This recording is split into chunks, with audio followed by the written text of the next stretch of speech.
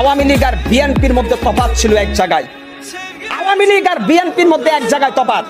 আওয়ামী লীগ ক্ষমতায় আসলে আলেম সমাজের মাজার মধ্যে রশি লাগে। আওয়ামী লীগ ক্ষমতায় আসলে মসজিদের ভিতরে শুক্রবারে জুমার নামাজের সময় ইমাম সাহেব স্বাধীনভাবে খুতবা দিতে পারে না।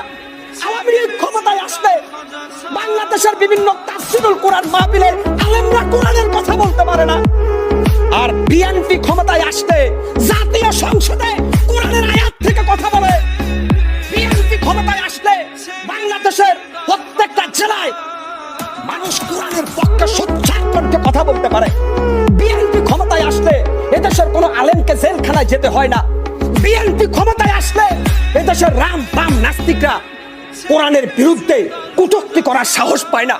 বিএনপি ক্ষমতা আসলে বিশ্ব নবীকে অপমান করার সাহস এই মুসলমানের দেশে কেউ দেখাইতে পারে না।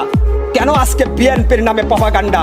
আমি বলবো, বাংলাদেশের যারা তথাকথিত বুদ্ধিজীবী, এই মুহূর্তে যদি আপনারা একটা নির্বাচন করেন, আমি হকার সাইফুল চ্যালেঞ্জ করলাম, বিএনপি 200-র বেশি সিটে জয়লাভ করে সরকার ক্ষমতায় আসবে। বিএনপি খালেদা জিয়া যখন ক্ষমতায় ছিল, এদেশের আলেম সমাজ মাথা উঁচু করে পীরের মতো কোরআনের বাণী গোটা বাংলাদেশে প্রচার করতে পেরেছে। যখন খালেদা জিয়া রাষ্ট্রের প্রধানমন্ত্রী ছিলেন, তখন তিনি র্যাব গঠন করেছিলেন। তিনি আওয়ামী লীগ বিএনপি দেখেন নাই, তিনি সন্ত্রাস দমনের জন্য র্যাপিড অ্যাকশন ব্যাটালিয়ন র্যাবের যোগ শুরু করেছিলেন। খালেদা জিয়া যদি ওই সময় ওই ক্লিন অপারেশন না করতেন, হয়তো বিএনপি আরো প্রভাবশালী অবস্থায় চলে যেত। কিন্তু খালেদা জিয়া অন্যায়কে প্রশ্রয় দেন নাই। আজকে আমি খালেদা জিয়ার দালালি করতেছি না। আমি বলবো, খালেদা জিয়া চিকিৎসার জন্য বারবার বিদেশ যাওয়ার জন্য চেয়েছেন, কেন উনাকে হাসপাতালে আর জেলখানায় আটকে রেখেছিলেন? রিকশাওয়ালা হতে পারি, জাতীয় বেঈমান হওয়া যাবে না।